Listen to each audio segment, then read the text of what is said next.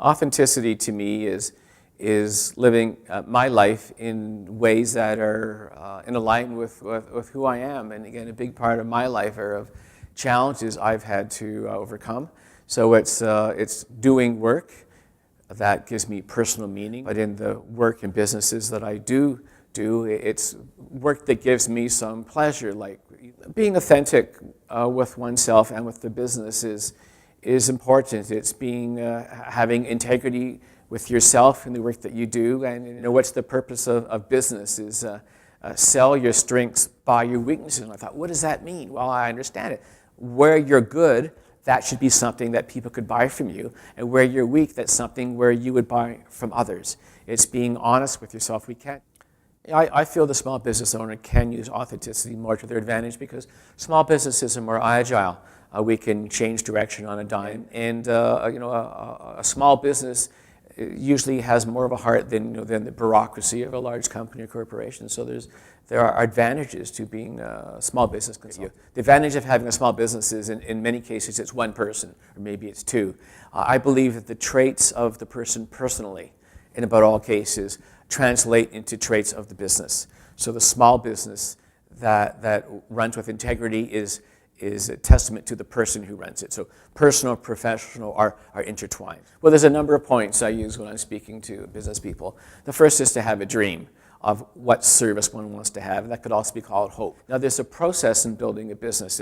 It's having a dream, having an ideal of what one wishes to strive for, having goals, and the goals have to be written down. They can't just be in their head.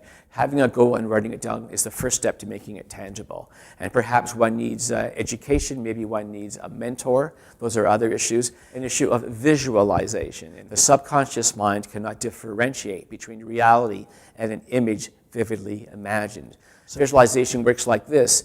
Sit quietly, say in a room or an office or something, close your eyes and calm the body all over, and then say to yourself, everything that you want, you already have. Because at a certain level, when you dream it, you've achieved it. At a certain subconscious mind will accept that as though you already have it. Now, in addition to all these things, one must persist, have tenacity, perseverance. Sometimes the best dream and the best won't succeed initially, but it takes persistence. It also takes assessing and reassessing the goals. I found in my journey of building my businesses that synchronicity has been an issue. Whatever we are seeking or searching to build up a business is someone else is seeking to find us. And the more we work with heart and soul, with integrity and congruence and authenticity in a certain direction, we increase the chance that through maybe happenstance we may come across a person or get a phone call or happen to see something or pick up a book. And while it seems a little bit into the ethereal, I do believe that these things are, because I think it's possible that in a person's life and or in their business, opportunities and obstacles all the time passing by us. And it's a combination of where do we avoid the obstacles, or maybe decide to learn from the obstacles, or when the opportunities come, is to grasp it. Sometimes the opportunity can come, we can say, go for the high goal, or maybe go for the obstacle. And the synchronicity can be in that either the good luck came your way or the bad luck came your way. When synchronicity comes knocking on a person's door, I recommend that they stay open to it. Often we need to make our opportunities. And there's a line about luck, and a guy says, I'm a lucky guy. The harder I work, the luckier I get. I want to talk about taking calculated risks. To take a calculated risk means a person has weighed the pros and cons and thought about it and says, okay, well, there's risk to it, and I thought what could go wrong, what could go right, and I'm going to go for it.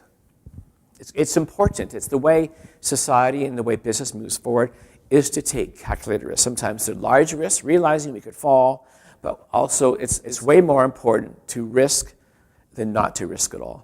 To live a life of intrigue and challenge instead of to shrink from life in fear.